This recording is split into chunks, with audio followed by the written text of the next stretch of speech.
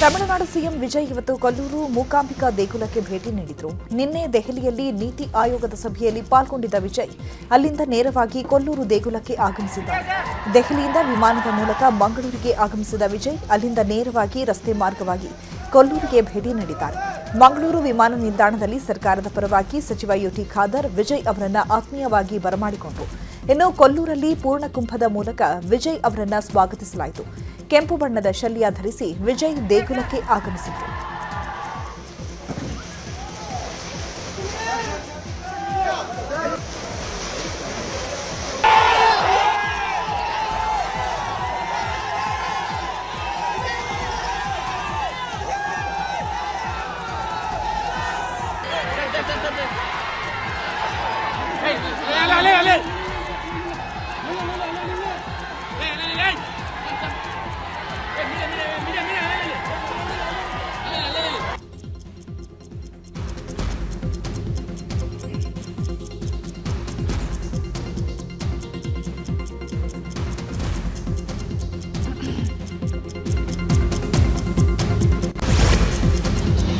Tamil Nadu CM Vijay Kollur ಮೂಕಾಂಬಿಕೆಯ ದರ್ಶನ ಪಡೆದರು. ವಿಶೇಷ ಪೂಜೆಯನ್ನು ವಿಜಯ್ ಮೂಕಾಂಬಿಕೆಗೆ ಸಲ್ಲಿಸಿದ್ರು. ಪ್ರಧಾನ ಅರ್ಚಕ ರಾಮಚಂದ್ರ ಅಡಿಗ ಅವರ ವಿಶೇಷ ಸಂಕಲ್ಪ ಮಾಡಿ ವಿಜಯ್ಗೆ ವಿಶೇಷ ದಾರ ಕಟ್ಟಿದ್ರು. ದೇಗುಲದ ಮುಂಭಾಗದಲ್ಲಿರುವ ಧ್ವಜಸ್ತಂಭಕ್ಕೆ ನಮಿಸಿದ ವಿಜಯ್ ದೇಗುಲ ಪ್ರವೇಶ ಮಾಡಿದ್ರು.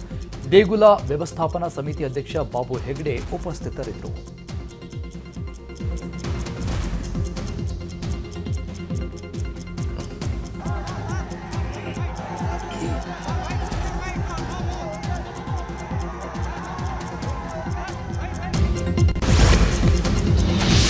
ಕೊಲ್ಲೂರು ದೇಗುಲದಲ್ಲಿ ತಮಿಳುನಾಡು ಸಿಎಂ ವಿಶೇಷ ಸಂಕಲ್ಪ ಕೈಗೊಂಡಿದ್ರು. ಇನ್ನು ದೇಗುಲದಲ್ಲಿ ಸಂಕಲ್ಪದ ಭಾಗವಾಗಿ ವಿಜಯ್ಗೆ ವಿಶೇಷ ರಕ್ಷಾಧಾರವನ್ನ ನೀಡಲಾಯಿತು. ಈ ಬಗ್ಗೆ ಅರ್ಚಕ ರಾಘವೇಂದ್ರ ಅಡಿಗ ಮಾತನಾಡಿ, ರಾಜಕೀಯ ರಕ್ಷಣೆಗಾಗಿ ಈ ದಾರವನ್ನ ಕಟ್ಟಲಾಗುತ್ತೆ. ವೀರಭದ್ರನ ಸನ್ನಿಧಿಯಲ್ಲಿ 3 ಬಾರಿ ತೆಂಗಿನಕಾಯಿ ಸುತ್ತಿ ಹೊಡೆದಿದ್ದಾರೆ. ರಕ್ಷಣೆ ಉದ್ದೇಶಕ್ಕಾಗಿ ಮಾಡಲಾಗಿದೆ ಅಂತ ಹೇಳಿದರು. ಅದರ ಹಿನ್ನೆಲೆ ರಕ್ಷಾಧಾರ ಅಂತ ಹೇಳಿದರೆ ದೇವಿ ಪೂಜೆ ಮಾಡಿದೊಂದು ರಕ್ಷೆಗೋಸ್ಕರ ಅಷ್ಟೇ. ರಾಜಕೀಯ ಕ್ಷೇತ್ರದಲ್ಲಿ ಅವರಿಗೆ ಮೂಕಾಂಬಿಕಾ ರಕ್ಷೆಗಾಗಿ ರಕ್ಷಾಧಾರವನ್ನು ಕಟ್ಟಲಾಗಿದೆ.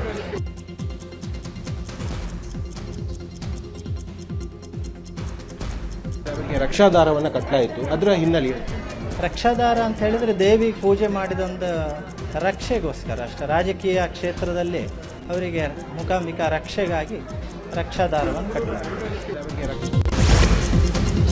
ತಾಯಿ ಮೂಕಾಂಬಿಕೆಗೆ ವಿಜಯ್ ಬೆಳ್ಳಿಯ ಖಡ್ಗವನ್ನ ಸಮರ್ಪಿಸಿದ್ದಾರೆ. ದೇಗುಲ ಭೇಟಿಯ ವೇಳೆ ವಿಜಯ್ ಈ ಹಿಂದೆ ಎಂಜಿಆರ್ ನೀಡಿದ ಚಿನ್ನದ ಖಡ್ಗವನ್ನು ವೀಕ್ಷಿಸಿದರು. ಇನ್ನು ವಿಶೇಷ ಪೂಜೆ ಸಲ್ಲಿಸಿದ ವಿಜಯ್ ಸುಮಾರು 30 ನಿಮಿಷಗಳ ಕಾಲ ದೇಗುಲದಲ್ಲಿದ್ದರು.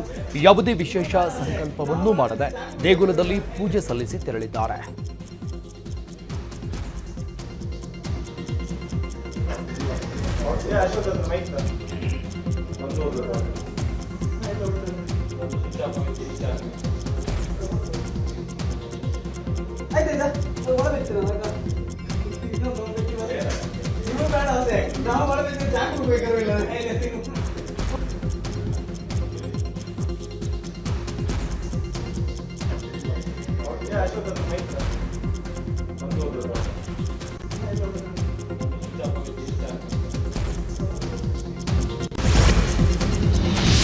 ಇನ್ನು ದೇಗುಲದಲ್ಲಿ ಖಡ್ಗ ಸಮರ್ಪಣೆ ಮಾಡಿರೋ ವಿಚಾರವಾಗಿ ಪ್ರಧಾನ ಅರ್ಚಕ ರಾಮಚಂದ್ರ ಅಡಿಗ ಎಕ್ಸ್ಕ್ಲೂಸಿವ್ ಆಗಿ ನ್ಯೂಸ್ 18 ಜೊತೆ ಮಾತನಾಡಿದ್ದು, ಸಣ್ಣ ಗಾತ್ರ ಬೆಳ್ಳಿಯ ಖಡ್ಗವನ್ನ ವಿಜಯ್ ಅರ್ಪಿಸಿದ್ದಾರೆ. ಪ್ರತಿದಿನವೂ ದೇವಿಯ ಬಳಿ ಇಡುವಂತೆ ನಿವೇದನೆ ಮಾಡಿಕೊಂಡಿದ್ದಾರೆ. ಸಾಮಾನ್ಯವಾಗಿ ಶತ್ರು ಸಂಹಾರಕ್ಕಾಗಿ ಖಡ್ಗ ಸಮರ್ಪಣೆ ಮಾಡಲಾಗುತ್ತೆ. ವಿಜಯದ ಸಂಕೇತವಾಗಿಯೂ ಖಡ್ಗ ಸಮರ್ಪಿಸಲಾಗುತ್ತೆ. ನಾವು ಸಂಕಲ್ಪ ಮಾಡಿ ವಿಜಯ ದಾರವನ್ನ ವಿಜಯ್ಗೆ ನೀಡಿದ್ದೇವೆ ಅಂತ ಹೇಳಿದರು. ಸ್ವಲ್ಪ ವಿಶೇಷವಾಗಿ ಅವರೇನು ಹೇಳಲಿಲ್ಲ. ಅವರು ದೇವರ ಎದುರಿಗೆ ಫಲವನ್ನು ಸಮರ್ಪಣೆ ಮಾಡಿ ಅನಂತರ ಸಂಕಲ್ಪದಲ್ಲಿ ವಿಶೇಷವಾಗಿ ಏನೂ ಹೇಳಲಿಲ್ಲ. ಹೆಸರು ನಕ್ಷತ್ರ ಅಷ್ಟೇ ಹೇಳಿದರು. ಆನಂತರ ಖಡ್ಗ ಸಮರ್ಪಣೆ ಮಾಡಿದರು. ಖಡ್ಗ ಸಮರ್ಪಣೆ ಮಾಡಿದ ನಂತರ ತಾಯಿಯಲ್ಲಿ ನಿತ್ಯವೂ ಇದನ್ನಿಟ್ಟು ಒಂದು ಅಲಂಕಾರಕ್ಕೆ ಉಪಯೋಗಿಸಿ ಅಂತ ಅಷ್ಟನ್ನು ಮಾತ್ರ ಹೇಳಿದ್ದಾರೆ. ಬೇರೆ ಏನು ವಿಚಾರ ಅವ್ರು ಮಾತಾಡಲಿಲ್ಲ. ಯಾವ ರೀತಿಯ ಖಡ್ಗ ಅಂತ ಚಿನ್ನದ ಯಾವ ಬೆಳ್ಳಿಯ ಹೊರೆ ಇದೆ ಮತ್ತು ಅದು ಬಾಕ್ಸ್ ಆಗಿದೆ. ಈಗ ಖಡ್ಗ ಅಂತ ಹೇಳಿದ್ರೆ ಅದು ವಿಜಯದ ಪ್ರತೀಕ ಒಂದು, ಅಥವಾ ಮುಂಚೆ ಸಂಕಲ್ಪ ಮಾಡ್ಕೊಳ್ಳೋದಿದ್ರೆ ಶತ್ರು ಸಂಹಾರದ ಒಂದು ಸಂಕಲ್ಪ. ಸುತ್ತದ ದೇವರ ದರ್ಶನವನ್ನು ಮಾಡಿದರು. ಪರಿವಾರ ದೇವರ ವೀರಭದ್ರ ದರ್ಶನ ಮಾಡಿ ಕಾಯನ್ನು ತಲೆಗೆ ಸುತ್ತಿ ಅದನ್ನು ಸ್ಫೋಟ ಮಾಡಲಾಗಿದೆ. ಆನಂತರ ಪರಿವಾರ ದೇವಸ್ಥಾನದ ಎಲ್ಲ ದರ್ಶನ ಮಾಡಿ ಆನಂತರದಲ್ಲಿ ಸೀದಾ ತೆರಳಿರ್ತಾರೆ. ಏನು ಸಂಕಲ್ಪ ಮಾಡಿದ್ದಾರೆ ಏನಾದರೂ ಹೇಳಿದ್ರೆ ತಮ್ಮ ಜೊತೆ? ಅಲ್ಲ, ಸಂಕಲ್ಪ ಕ್ಷೇತ್ರದ ಒಂದು ಸಂಕಲ್ಪ ವಿಧಿ ಇದೆ. ಅದಲ್ಲದೆ ಅವರು ಪ್ರತ್ಯೇಕ ಯಾವುದೇ ಸಂಕಲ್ಪವನ್ನು ಹೇಳಲಿಲ್ಲ. ಅವ್ರ ಜೊತೆ ಬಂದವರು ಹೇಳಲಿಲ್ಲ, ಯಾವುದೇ ಸಂಕಲ್ಪ ಹೇಳಲಿಲ್ಲ. ಇನ್ನು ದೇಗುಲದಿಂದ ನಿರ್ಗಮನದ ವೇಳೆ ವಿಜಯ್ ನಡೆ ನಿಗೂಢವಾಗಿತ್ತು. ಡ್ರೈವರ್ ಅನ್ನ ಬಿಟ್ಟು ತಾವೇ ಸ್ವತಃ ಕಾರ್ ಡ್ರೈವ್ ಮಾಡಿಕೊಂಡು ತೆರಳಿದ್ದು ವಿಶೇಷವಾಗಿತ್ತು. ದೇವಿಗೆ ಕೈ ಮುಗಿದ ಬಳಿಕ ವಿಜಯ್ ತಮ್ಮ ಕಾರ್ನಲ್ಲಿ ನಿರ್ಗಮಿಸಿದ್ದು ದೇಗುಲದ ಆವರಣದಿಂದ ತಾವೇ ಕಾರ್ ಡ್ರೈವ್ ಮಾಡಿಕೊಂಡು ಹೋಗಿದ್ದಾರೆ.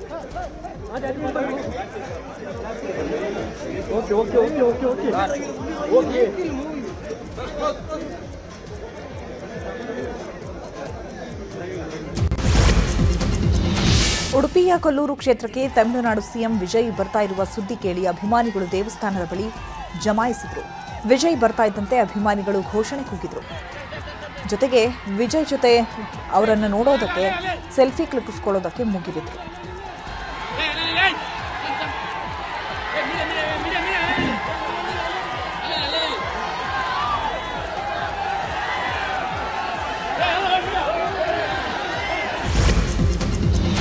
ಕೊಲ್ಲೂರು ಮೂಕಾಂಬಿಕೆ ದೇವಿ ಮೇಲೆ ತಮಿಳುನಾಡಿನ ರಾಜಕಾರಣಿಗಳಿಗೆ ವಿಶೇಷವಾದ ನಂಟಿದೆ. ವಿಜಯ್ಗೂ ಮೊದಲು ಎಂಜಿ ರಾಮಚಂದ್ರನ್, ಜಾನಕಿ ರಾಮಚಂದ್ರನ್, ಜಯಲಲಿತಾ ಈ ಮೂವರು ತಾವು ಸಿಎಂ ಆಗಿದ್ದಾಗ ಕೊಲ್ಲೂರು ಮೂಕಾಂಬಿಕೆ ದೇಗುಲಕ್ಕೆ ಆಗಮಿಸಿ ವಿಶೇಷ ಪೂಜೆ ಸಲ್ಲಿಸಿದರು. 1980ರಲ್ಲಿ ಕೊಲ್ಲೂರಿಗೆ ಬಂದಿದ್ದ ಎಂಜಿಆರ್ 1 kg ತೂಕದ ಚಿನ್ನದ ಖಡ್ಗ ಸಮರ್ಪಣೆ ಮಾಡಿದ್ರು. ಈಗಲೂ ದೇವಿಯ ಕೈಯಲ್ಲಿ ಈ ಖಡ್ಗ ಇದೆ. ಇನ್ನು 2004ರಲ್ಲಿ ಜಯಲಲಿತಾ ಕೂಡ ಕೊಲ್ಲೂರಿಗೆ ಬಂದು ಚಂಡಿಕಾ ಯಾಗ ನೆರವೇರಿಸಿದ್ರು. ಈ ವೇಳೆ ಮೂಕಾಂಬಿಕೆ ದೇವಿಗೆ ಚಿನ್ನದ ಕವಚ ಸಮರ್ಪಿಸಿದ್ರು. ಅನ್ನದಾನ ಸೇವೆಗೆ ನಗದು ದೇಣಿಗೆಯನ್ನು ಕೊಟ್ಟಿದ್ರು. ಕೊಲ್ಲೂರು ಮೂಕಾಂಬಿಕಾ ದೇವಸ್ಥಾನ ದಕ್ಷಿಣ ಭಾರತದ ಪ್ರಸಿದ್ಧ ಶಕ್ತಿಪೀಠಗಳಲ್ಲಿ ಒಂದು. ಪರಶುರಾಮ ಸೃಷ್ಟಿಸಿದ ಮೋಕ್ಷದ 7 ವಾಸಸ್ಥಾನಗಳಲ್ಲಿ ಇದು ಒಂದು. ಕಲೆ, ಜ್ಞಾನ ಮತ್ತು ವಾಗ್ದೇವಿಯ ಆರಾಧನಾ ಕೇಂದ್ರ ಅಂತಲೇ ಖ್ಯಾತಿ ಪಡೆದಿದೆ. ಮೂಕಾಂಬಿಕಾ ದೇವಿಯನ್ನ ಮಾತು ಮತ್ತು ಅಕ್ಷರಗಳ ದೇವತೆ ಅಂತ ಕರೆಯಲಾಗುತ್ತೆ. ದೇವಿಯ ವಿಗ್ರಹವನ್ನು ಚಿನ್ನ, ಬೆಳ್ಳಿ, ತಾಮ್ರ, ಕಬ್ಬಿಣ ಮತ್ತು ಸೀಸ ಬಳಸಿ ನಿರ್ಮಾಣ ಮಾಡಲಾಗಿದೆ. ಆದಿ ಶಂಕರಾಚಾರ್ಯ ಪ್ರತಿಷ್ಠಾಪಿತ ದೇಗುಲ ಎಂಬ ನಂಬಿಕೆ ಇದೆ. ಕೊಲ್ಲೂರು ಮೂಕಾಂಬಿಕಾ ಕ್ಷೇತ್ರಕ್ಕೆ ಸುಮಾರು 1200 ವರ್ಷಗಳ ಇತಿಹಾಸ ಇದೆ. ಬಾಲಕಿ ವೆನೆಲ್ಲಾ ಕೊಲೆ ಪ್ರಕರಣಕ್ಕೆ ಸಂಬಂಧಪಟ್ಟಂಗೆ ಮಹತ್ವದ ಬೆಳವಣಿಗೆಯಾಗಿದೆ. ವೆನೆಲ್ಲಾ ಕೊಲೆ ಕೇಸ್ನಲ್ಲಿ 3 ಅಮಾನತು ಮಾಡಲಾಗಿದೆ. Inspector, sub inspector, constable suspend ಮಾಡಲಾಗಿದೆ. ಅಂದಿನ ಕಾಡುಗೋಡಿ ಇನ್ಸ್ಪೆಕ್ಟರ್ ರಂಗಸ್ವಾಮಿ, ಪಿಎಸ್ಐ ನಿಂಗರಾಜು ಹಾಗೂ ಓರ್ವ ಕಾನ್ಸ್ಟೇಬಲ್ ಸಸ್ಪೆಂಡ್ ಮಾಡಿ ಕಮಿಷನರ್ ಆದೇಶ ಹೊರಡಿಸಿದ್ದಾರೆ. ಇನ್ನು ಈಗ ತನಿಖಾಧಿಕಾರಿಯನ್ನ ಬದಲಾಯಿಸಲಾಗಿದ್ದು ಬಾಣಸವಾಡಿ ಉಪವಿಭಾಗದ ಅನುಷಾ ಅವರನ್ನ ತನಿಖಾಧಿಕಾರಿಯಾಗಿ ನೇಮಕ ಮಾಡಲಾಗಿದೆ.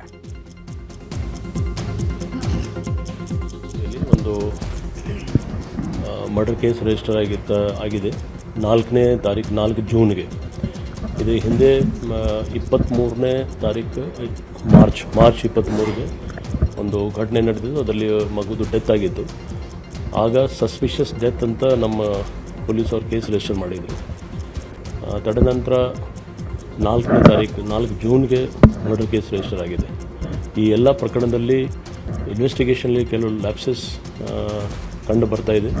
ನಮ್ಮ ಸೀನಿಯರ್ ಆಫೀಸರ್ಸ್ ಅವ್ರದ್ದು ರಿಪೋರ್ಟ್ ಪ್ರಕಾರ ಆ ನಿಟ್ಟಿನಲ್ಲಿ 3 ಜನ ಆಫೀಸರ್ಸ್, ಒಬ್ಬ ಇನ್ಸ್ಪೆಕ್ಟರ್, ಒಬ್ಬ ಸಬ್ ಇನ್ಸ್ಪೆಕ್ಟರ್ ಮತ್ತು ಇನ್ನೊಬ್ಬ ಕಾನ್ಸ್ಟೇಬಲ್ ಅವ್ರಿಗೆ ಸದ್ಯಕ್ಕೆ ಸಸ್ಪೆನ್ಷನ್ಲಿ ಇಟ್ಕೊಂಡಿದ್ದೀವಿ. ಕಾಡುಗೋಡಿ ಪೊಲೀಸ್ ಸ್ಟೇಷನ್ ವ್ಯಾಪ್ತಿಯಲ್ಲಿ. ಬೆಂಗಳೂರಿನಲ್ಲಿ ಬಾಲಕಿ ವೆನೆಲ್ಲಾ ಕೊಲೆ ಪ್ರಕರಣದ ತನಿಖೆಯಲ್ಲಿ ಬಹಳಷ್ಟು ವಿಚಾರ ಬೆಳಕಿಗೆ ಬಂದಿದೆ. ಕ್ರೈಮ್ ಸೀನ್ ರೀಕ್ರಿಯೇಟ್ ಮಾಡೋ ವೇಳೆ ಅನೇಕ ವಿಚಾರಗಳು ಬೆಳಕಿಗೆ ಬಂದಿದೆ. ಮಗುವಿನ ಬಗ್ಗೆ ಸಾಕಷ್ಟು ಕನಸು ಕಂಡಿದ್ದ ಪ್ರಿಯಾಂಕಾ ಮಗುವನ್ನ ಬೋರ್ಡಿಂಗ್ ಶಾಲೆಗೆ ಸೇರಿಸಲು ಮುಂದಾಗಿದ್ದಂತೆ. ಇದೇ ವಿಚಾರವಾಗಿ ಮೋಹನ್ ಜೊತೆ ಗಲಾಟೆ ಕೂಡ ಮಾಡಿದ್ಲಂತೆ. ಇನ್ನು ವೆನೆಲ್ಲಾ ಕೊಲೆ ಆಗ್ತಾ ಇದ್ದಂತೆ ಸತ್ತ ಮಗುವಿಗೆ ಪ್ರಿಯಾಂಕಾಳೆ ಸ್ನಾನ ಮಾಡಿಸಿದ್ಲಂತೆ. ಹೊಸ ಬಟ್ಟೆ ಹಾಕಿ ಆಸ್ಪತ್ರೆಗೆ ಕರೆದೊಯ್ದಿದ್ರಂತೆ. ಕ್ರೈಮ್ ಸೀನ್ ರೀಕ್ರಿಯೇಟ್ ವೇಳೆ ಈ ವಿಚಾರವನ್ನ ಮೋಹನ್ ಬಾಯ್ಬಿಟ್ಟಿದ್ದಾನೆ. ಇನ್ನು ಆರೋಪಿ ಪ್ರಿಯಾಂಕಾ ಪೊಲೀಸರ ಬಲೆಗೆ ಬಿದ್ದಿದ್ದೇ ರೋಚಕ. ಸಿಕ್ಕಿ ಬೀಳೋ ಭಯದಲ್ಲಿ ಮೊಬೈಲ್ ಬಳಸದ ಪ್ರಿಯಾಂಕಾ ಅಕೌಂಟ್ನಲ್ಲಿ 10 ಲಕ್ಷ ರೂಪಾಯಿ ಇದ್ರೂ ಡ್ರಾ ಮಾಡಿರಲಿಲ್ಲವಂತೆ. ಮೈಸೂರಿನಲ್ಲಿ ಅವಿತಿದ್ದ ಪ್ರಿಯಾಂಕಾ ಆ ಬಳಿಕ ಮೋಹನ್ ಸ್ನೇಹಿತನ ಮೂಲಕ ಸಕಲೇಶಪುರದಲ್ಲಿ ಸ್ನೇಹಿತನ ಮನೆಯಲ್ಲಿ ಆಶ್ರಯ ಪಡೆದಿದ್ದಾರೆ. ಆದರೆ ಅಲ್ಲಿ ವಿರೋಧ ವ್ಯಕ್ತವಾಗ್ತಾ ಇದ್ದಂತೆ ರೆಸಾರ್ಟ್ಗೆ ಶಿಫ್ಟ್ ಆಗಿದ್ದಾಳೆ. ಸ್ನೇಹಿತನ ಬಗ್ಗೆ ಮೋಹನ್ ಮಾಹಿತಿ ನೀಡಿದ ಆಧಾರದ ಮೇಲೆ ಸಕಲೇಶಪುರಕ್ಕೆ ತೆರಳಿದಂತಹ ಪೊಲೀಸರು ಪ್ರಿಯಾಂಕಾಳನ್ನ ಅರೆಸ್ಟ್ ಮಾಡಿದ್ದಾರೆ. ಬಾಲಕಿ ವೆನ್ನೆಲಾ ಹತ್ಯೆ ಸಂಬಂಧ ನನಗೆ ಗೊತ್ತಿಲ್ಲ, ಏನೂ ಗೊತ್ತಿಲ್ಲ ಅಂತ ತಾಯಿ ಪ್ರಿಯಾಂಕಾ ಹೇಳಿದ್ದಾಳಂತೆ.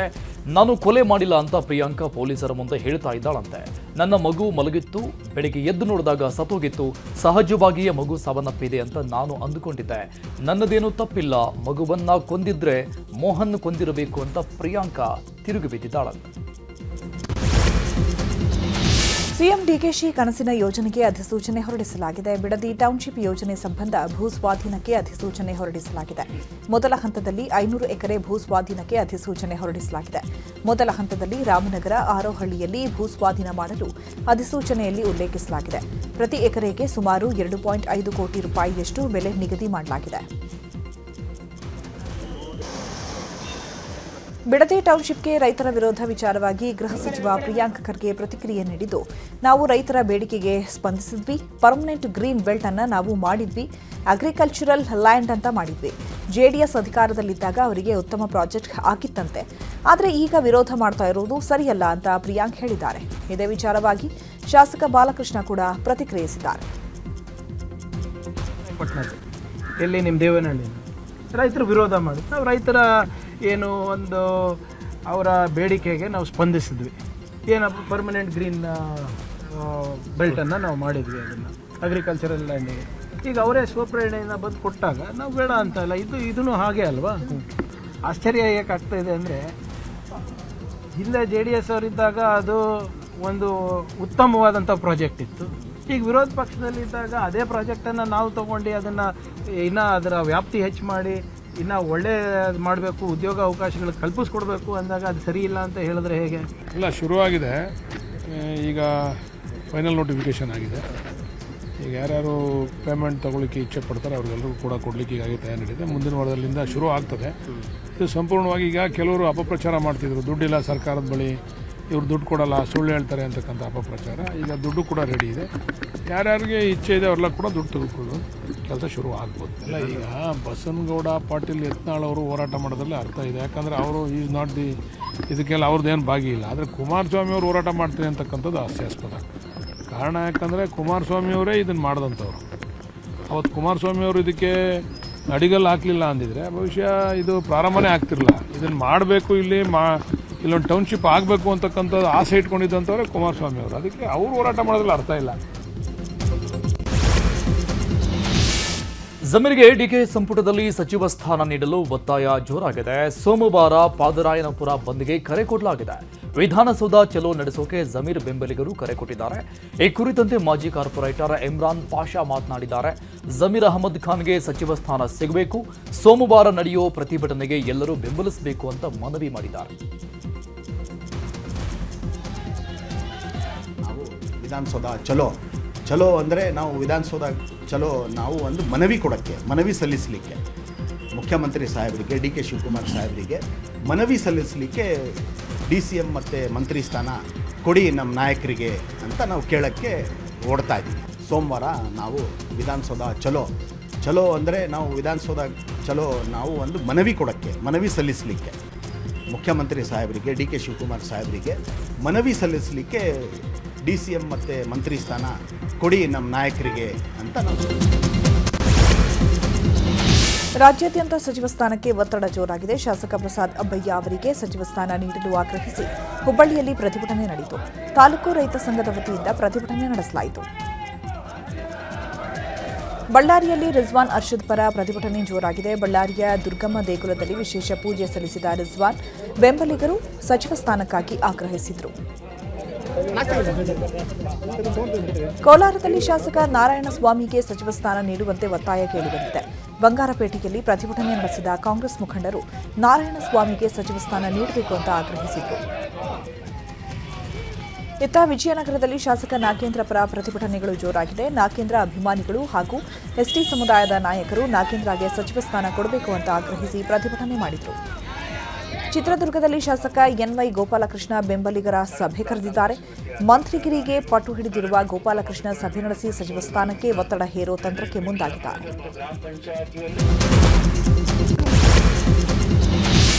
ರೋಣ ಕ್ಷೇತ್ರದ ಶಾಸಕ ಜಿಎಸ್ ಪಾಟೀಲ್ ಅವರಿಗೆ ಸಚಿವ ಸ್ಥಾನ ನೀಡಲು ಆಗ್ರಹ ಕೇಳಿಬಂದಿದೆ. ಶಾಸಕ ಜಿಎಸ್ ಪಾಟೀಲ್ ಪರ ಬೀದಿಗಿಳಿದ ಮಠಾಧೀಶರು ಸಚಿವ ಸ್ಥಾನಕ್ಕೆ ಒತ್ತಾಯಿಸಿದ್ದಾರೆ. ಗದಗದ ರೋಣದಲ್ಲಿ ಜಿಎಸ್ ಪಾಟೀಲ್ ಅಭಿಮಾನಿಗಳು ಪ್ರತಿಭಟನೆ ಮಾಡಿದ್ದು ಸಚಿವ ಸ್ಥಾನ ನೀಡುವಂತೆ ಆಗ್ರಹಿಸಿದ್ದಾರೆ. ಈ ವೇಳೆ ಅಭಿಮಾನಿಯೊಬ್ಬ ವಿಷ ಸೇವಿಸಲು ಯತ್ನಿಸಿದ್ದಾನೆ. ಕೂಡಲೇ ಸ್ಥಳೀಯರೆಲ್ಲರೂ ವಿಷದ ಬಾಟಲ್ ಕಸಿದುಕೊಂಡಿದ್ದಾರೆ.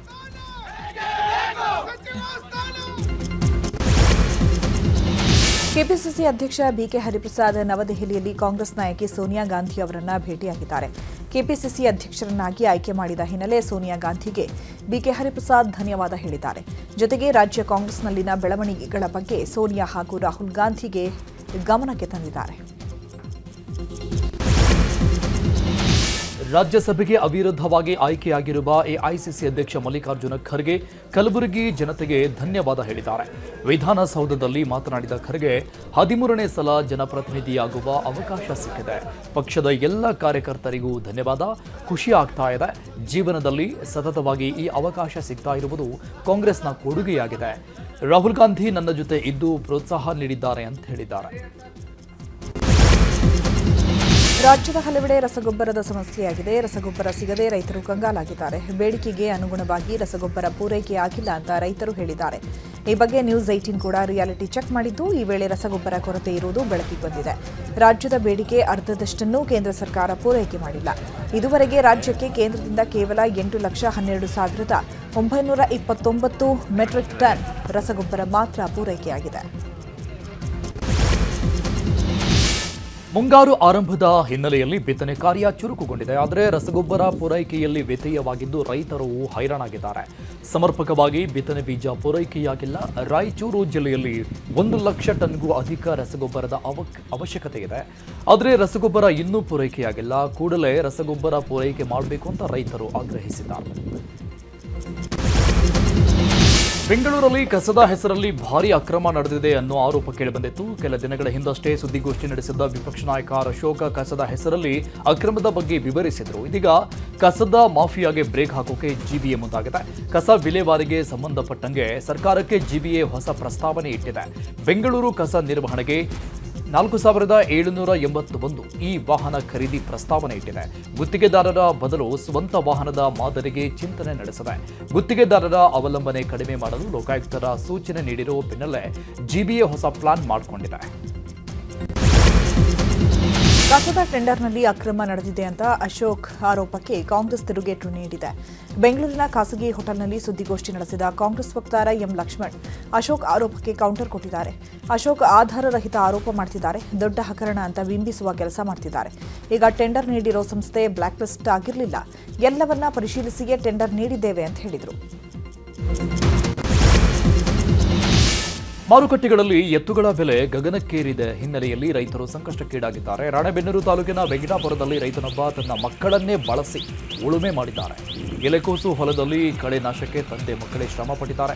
3 ಎಕರೆ 16 ಗುಂಟೆ ಹೊಲದಲ್ಲಿ ಎಲೆಕೋಸು ಬೆಳೆದ ರೈತ ಶಂಕರಪ್ಪ ಕಳೆ ಕೀಳಲು ಎತ್ತುಗಳಿಗೆ ನೀಡಲು ಹಣ ಇಲ್ಲದ ಕಾರಣ ತನ್ನ ಮಕ್ಕಳನ್ನೇ ಬಳಸಿ ಉಳುಮೆ ಮಾಡಿದ್ದಾರೆ.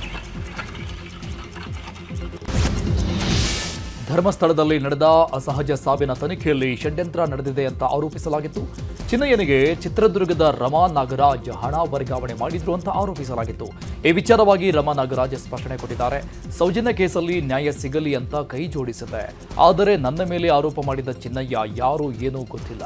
ಅವರ ಹೆಂಡತಿ ಅಕೌಂಟಿಗೆ ಹಣ ಹಾಕಿದ್ದೀನಿ ಅಂತ ಆರೋಪ ಮಾಡಿದ್ದಾರೆ. ಅದು ಸತ್ಯಕ್ಕೆ ದೂರವಾಗಿದೆ.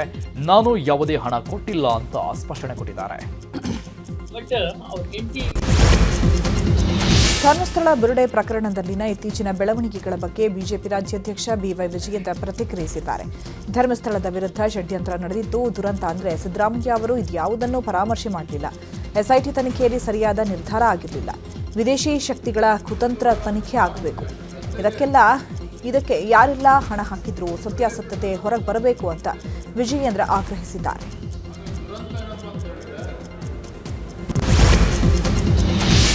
ಮೇಲುಕೋಟೆ ಯೋಗ ನರಸಿಂಹಸ್ವಾಮಿ ದೇವಸ್ಥಾನದಲ್ಲಿ ಭಾರೀ ಪ್ರಮಾಣದಲ್ಲಿ ಕಳ್ಳತನ ನಡೆದಿತ್ತು. ಅರ್ಚಕರು, ಪಾರುಪತ್ಯದಾರರು ಸೇರಿ ಕಳ್ಳತನ ಮಾಡಿದ್ದಾರೆ ಅನ್ನುವ ಆರೋಪ ಕೇಳಿಬಂದಿದೆ. ಇದೀಗ ತಪ್ಪಿತಸ್ಥರ ವಿರುದ್ಧ ಕ್ರಮ ತೆಗೆದುಕೊಳ್ಳಬೇಕು ಅಂತ ಆಗ್ರಹಿಸಿ ಕನ್ನಡ ಸೇನೆ ವತಿಯಿಂದ ಪ್ರತಿಭಟನೆ ಮಾಡಲಾಗಿದೆ. ಮಂಡ್ಯದ ಡಿಸಿ ಕಚೇರಿ ಬಳಿ ಪ್ರತಿಭಟನೆ ನಡೆಯಿತು. ಅರ್ಚಕರೇ ಈ ರೀತಿ ಕಳ್ಳತನದ ಕೃತ್ಯ ಎಸಗಿದ್ರೆ ಭಕ್ತರ ಗತಿ ಏನು? ವಿಶ್ವವಿಖ್ಯಾತ ದೇವಸ್ಥಾನದಲ್ಲಿ ಈ ಕಳ್ಳತನವಾಗಿರುವುದು ಖಂಡನೀಯ. ಕೃತ್ಯ ಎಸಗಿದ ಅರ್ಚಕರ ಕೈ ಬಿಡಬೇಕು ಅಂತ ಅರೆಸ್ಟ್ ಮಾಡಬೇಕು ಅಂತ ಪ್ರತಿಭಟನಾಕಾರರು ಆಗ್ರಹಿಸಿದ್ದಾರೆ.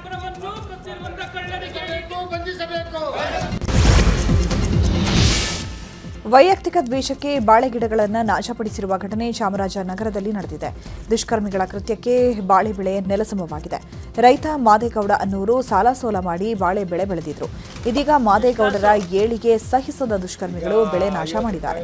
ಇನ್ನೊಂದೆರಡು ತಿಂಗಳಲ್ಲಿ ಕಟಾವಾಗಬೇಕಾಗಿದ್ದಂತಹ ಬಾಳೆ ಗಿಡ ನಾಶವಾಗಿದ್ದಕ್ಕೆ ಮಾದೇಗೌಡ ಕಣ್ಣೀರಿಟ್ಟಿದ್ದಾರೆ. ಸಾಲ ತೀರಿಸಿ ನೆಮ್ಮದಿಯಾಗಿರಬಹುದು ಅಂತ ಕನಸು ಕಂಡಿದ್ದಂತಹ ರೈತ ಮಾದೇಗೌಡರು ಈಗ ತಲೆ ಮೇಲೆ ಕೈ ಹೊತ್ಕೊಂಡು ಕೂತಿದ್ದಾರೆ. 2 ಕೋಟಿ ವಿಮೆ ಹಣಕ್ಕಾಗಿ ಮಾಜಿ ಸೈನಿಕನ ಕೊಲೆ ಮಾಡಲಾಯಿತು ಅನ್ನೋ ಆರೋಪ ಕೇಳಿಬಂದಿದೆ. ಪತ್ನಿಗೆ ಇನ್ಶೂರೆನ್ಸ್ ಹಣಕ್ಕಾಗಿ ಪತಿಯನ್ನ ಕೊಲೆ ಮಾಡಿಸಿದ್ದಾಳೆ ಎನ್ನಲಾಗಿದೆ. ಬೆಳಗಾವಿ ಜಿಲ್ಲೆ ಹುಕ್ಕೇರಿ ತಾಲೂಕಿನ ಘೋಡಗೇರಿ ಗ್ರಾಮದಲ್ಲಿ ಘಟನೆ ನಡೆದಿದೆ. ರಸ್ತೆ ಅಪಘಾತದಲ್ಲಿ ಮಾಜಿ ಸೈನಿಕ ಸಂದೀಪ್ ಮಂಜರಗಿ ಗಂಭೀರವಾಗಿ ಗಾಯಗೊಂಡಿದ್ರು. ಅವರನ್ನ ಚಿಕಿತ್ಸೆಗಾಗಿ ಖಾಸಗಿ ಆಸ್ಪತ್ರೆಗೆ ದಾಖಲು ಮಾಡಲಾಗಿತ್ತು. ಆಸ್ಪತ್ರೆಯಲ್ಲಿ ಗ್ಲೂಕೋಸ್ ಬಾಟಲ್ಗೆ ವಿಷ ಬೆರೆಸಿ ಕೊಲೆ ಮಾಡಲಾಗಿದೆಯಂತೆ. ಪತ್ನಿ ಸುಮಾ ಮಂಜರಗಿ ಪ್ರಿಯಕರ ಪುಂಡಲೀಕ ಅನ್ನೋರೇ ಕೊಲೆ ಮಾಡಿದ್ದಾರೆ ಅಂತ ಈಗ ಸಂದೀಪ್ ಕುಟುಂಬಸ್ಥರು ಆರೋಪಿಸಿದ್ದಾರೆ. ಯಮಕನಮರಡಿ ಪೊಲೀಸ್ ಠಾಣೆಯಲ್ಲಿ ಈ ಬಗ್ಗೆ ಪ್ರಕರಣ ದಾಖಲಾಗಿದೆ. ಆರೋಗ್ಯ ಮತ್ತು ದೈಹಿಕ ಫಿಟ್ನೆಸ್ ಬಗ್ಗೆ ಜಾಗೃತಿ ಮೂಡಿಸಲು ಮೈಸೂರಲ್ಲಿ ಇದೇ ಜೂನ್ 28ರಂದು ನ್ಯೂಸ್ 18 ವತಿಯಿಂದ ನಮ್ಮ ರನ್ ಮ್ಯಾರಥಾನ್ ಆಯೋಜಿಸಲಾಗಿದೆ. ಮಕ್ಕಳಿಗಾಗಿ 1 ಕಿಲೋಮೀಟರ್ ಹಾಗೂ 2 ಕಿಲೋಮೀಟರ್ ನಿಗದಿಪಡಿಸಲಾಗಿದೆ. 3, 5, 10 ಕಿಲೋಮೀಟರ್ ಓಟಕ್ಕೆ ಯಾವುದೇ ಸಮಯ ಮಿತಿ ಇಲ್ಲ. 5 ಮತ್ತು 10 ಕಿಲೋಮೀಟರ್ ಓಟಕ್ಕೆ ನಿಗದಿತ ಟೈಮ್ ಫಿಕ್ಸ್ ಮಾಡಲಾಗಿದೆ. ವಿಜೇತರಾದ ಸ್ಪರ್ಧಿಗೆ 1 ಲಕ್ಷ ಬಹುಮಾನ ನೀಡಲಾಗುತ್ತೆ. ಸ್ಕ್ರೀನ್ ಮೇಲೆ ಕಾಣ್ತಾ ಇರುವಂತಹ QR ಕೋಡ್ ಸ್ಕ್ಯಾನ್ ಮಾಡಿ ಆಸಕ್ತರು ನೋಂದಣಿ ಮಾಡಿಕೊಳ್ಳಬಹುದು. ಆರೋಗ್ಯ ಮತ್ತು ದೈಹಿಕ ಫಿಟ್ನೆಸ್ ಬಗ್ಗೆ ಜಾಗೃತಿಯನ್ನು ಮೂಡಿಸೋದಕ್ಕೆ ಮೈಸೂರಿನಲ್ಲಿ ಇದೇ ಜೂನ್ 28ರಂದು ನ್ಯೂಸ್ 18 ವತಿಯಿಂದ ನಮ್ಮ ರನ್ ಮ್ಯಾರಥಾನ್ ಆಯೋಜನೆ ಮಾಡಲಾಗಿದೆ. ಮಕ್ಕಳಿಗಾಗಿ 1 ಕಿಲೋಮೀಟರ್ ಹಾಗೂ 2 ಕಿಲೋಮೀಟರ್ ನಿಗದಿಪಡಿಸಲಾಗಿದೆ. ಜೊತೆಗೆ 3, 5, 10 ಕಿಲೋಮೀಟರ್ ಓಟಕ್ಕೆ ಯಾವುದೇ ಸಮಯ ಇರೋದಿಲ್ಲ. 5 ಮತ್ತು 10 ಕಿಲೋಮೀಟರ್ ಓಟಕ್ಕೆ ನಿಗದಿತ ಟೈಮ್ ಫಿಕ್ಸ್ ಮಾಡಲಾಗಿದೆ. ವಿಜೇತರಾದ ಸ್ಪರ್ಧಿಗೆ 1 ಲಕ್ಷ ಬಹುಮಾನವನ್ನು ಸಹ ನೀಡಲಾಗುತ್ತೆ. ಸ್ಕ್ರೀನ್ ಮೇಲೆ ಕಾಣಿಸ್ತಾ ಇರುವಂತಹ QR ಕೋಡ್ ಸ್ಕ್ಯಾನ್ ಮಾಡಿ ಆಸಕ್ತರು ರಿಜಿಸ್ಟ್ರೇಷನ್ ಮಾಡಿಸಿಕೊಳ್ಳಬಹುದು.